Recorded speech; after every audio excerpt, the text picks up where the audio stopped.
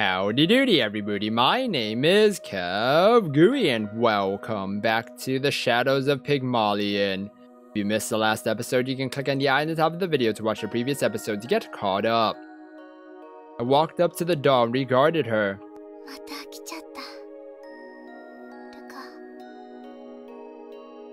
My whisper tickled my eardrums.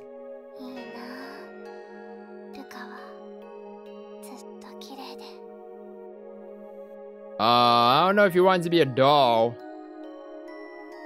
Seemingly spurred on by my own words, I reached to stroke Ruka's cheeks. Her skin was smooth and cold, and a feeling of pleasure ran like honey up my fingers.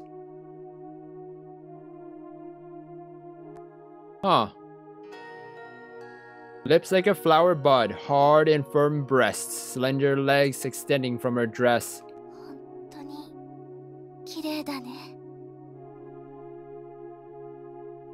I twirled Ruka's hair around my fingertip. As I felt her locks, warmth rising from the depths of my abdomen, my heart began to beat faster, and impulsively I suddenly returned to my senses. Were you about to kiss her? Were you about to kiss her, Mina? Probably.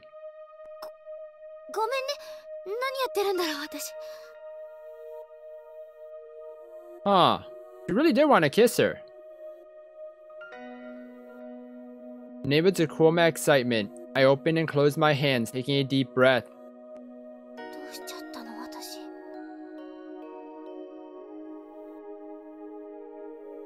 My hands were sweaty, my skin tingled, and I rubbed my knees against each other.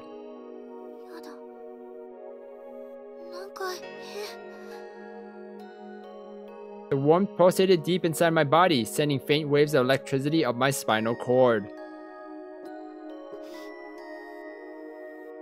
My body stiffened and I bit my lower lip. I lost control of my hips and my knees began to shake.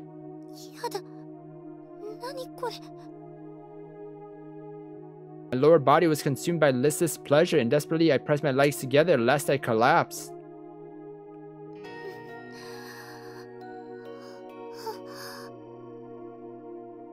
Wait, are you having alone sexy time with the doll?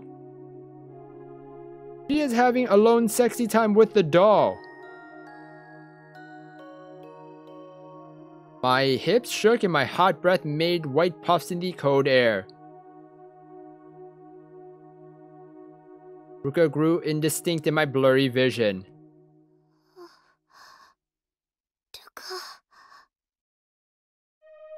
Pressed my back to my chest and tried to rally my body.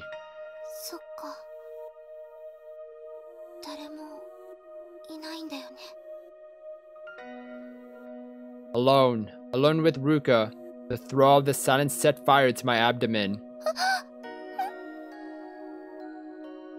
Unable to go on, I sank to the floor, my skirt spread out round me and the cold marble touched my sweaty thighs.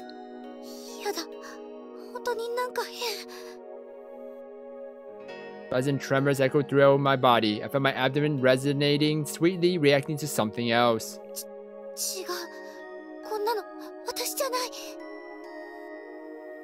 Suddenly I heard the tick-tock of a pendulum matching the heavy beat of my own heart. The world grew blurry, my mind lost all focus, tossed about it in a swirling vortex of feeling. The room seemed to rotate around me at great speed.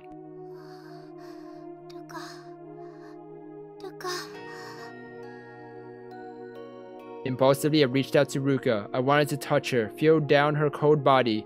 I wanted to be one with her. With trembling fingers, I touched the bridge of her nose. Suddenly...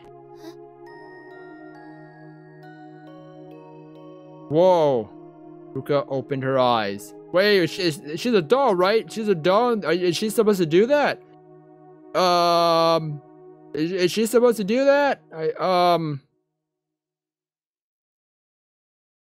Uh-oh. Countless monitors lined the walls of a dark room. On the largest monitor at their center, Mina was visible, kneeling beside the crystal coffin and reaching out to Ruka's face.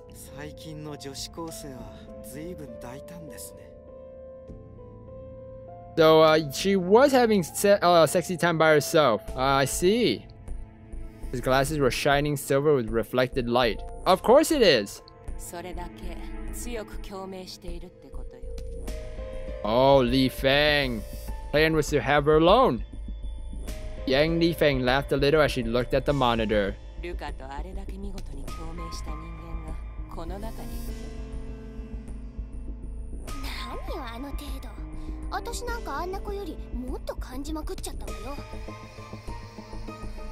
Someone of small stature moved near the back.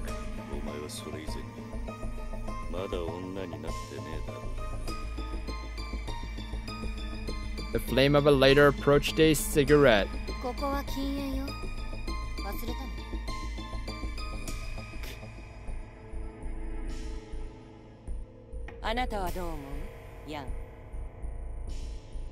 Shadow of a tall woman responded to Li Fang's question by pushing her hair back lightly.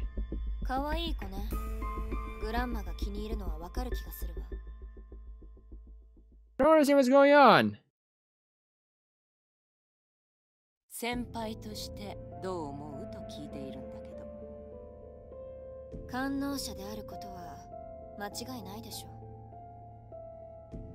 Narrowed her cold eyes, cleverness blinking up in the corners.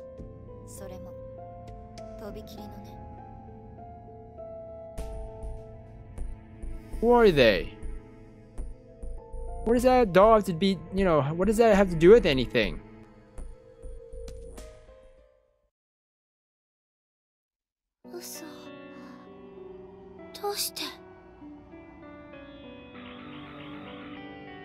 I couldn't believe what I was seeing.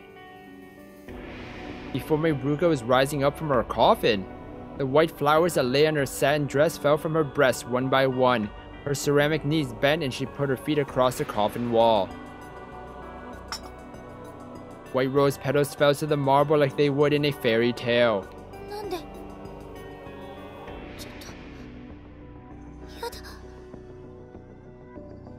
Got to my feet and took a step back. After a few steps, my back came up to the wall.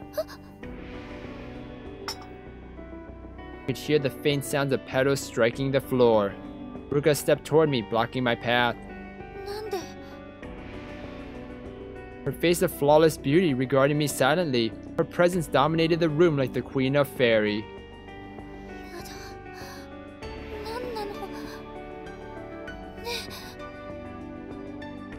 So this is not supposed to be happening.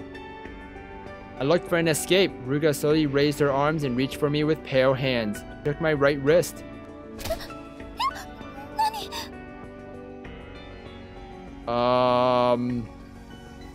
Yeah, what is going on now? She pinned my right hand to the wall and began to touch my chest through my shirt with her other hand.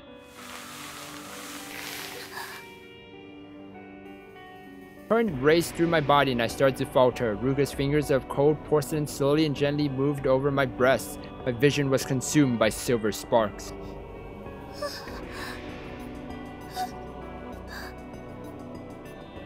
My knees buckled and I went down entirely. Electricity went up and down my body, hitting where I felt it most, and I couldn't muster any strength. I tried to get up, but my legs shook and felt like jelly. Ruka loomed over me, filling my view. Ruka leaned down toward me and held my shoulders. She pushed me down, my back to the floor. Her long hair fell around my face and I smelled roses in it. This is the wall? That's a wall? Must be a mirror or something.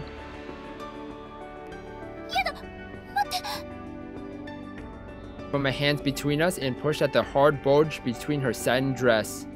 Meanwhile, Ruka had wedged her knees between my thighs and touched the fire between my legs. Bent backwards and lost the strength to push her back. My mind became numb, unable to form a coherent thought through fiery confusion. The scent of roses drifted down toward me. Cold fingers gently touched my right ear as her left hand moved over my breast. Slowly she put more strength into her fingers. My mind dissolved into warm honey. My sight was blurred by tears and saliva escaped my open mouth to run down my cheeks. Her beautiful artificial hair fell over my cheeks in silky waves. Ruka's eyes drew closer, and when I thought her ceramic nose would touch mine, she put her lips to my own.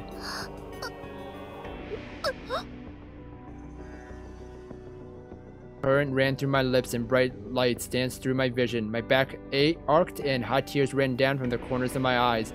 I closed my eyes, trembling everywhere. My tears traveled down my cheeks.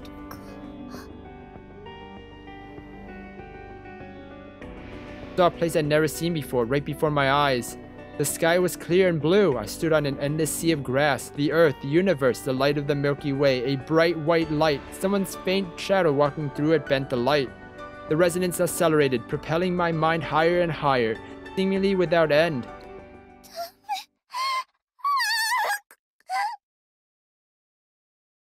Her lips drew away from mine, leaving a bridge of shining silver between us. I lost consciousness, overwhelmed by a white veil. What?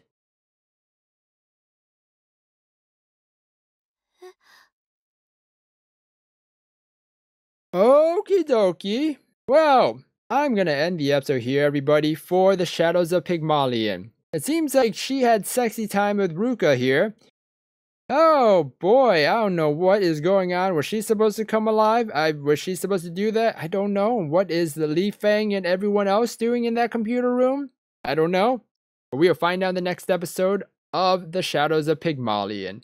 So if you guys enjoyed this episode, then please slime that like button and subscribe down below for more awesome videos. Thank you everybody for watching this episode, and you will hear me in the next one. Goodbye!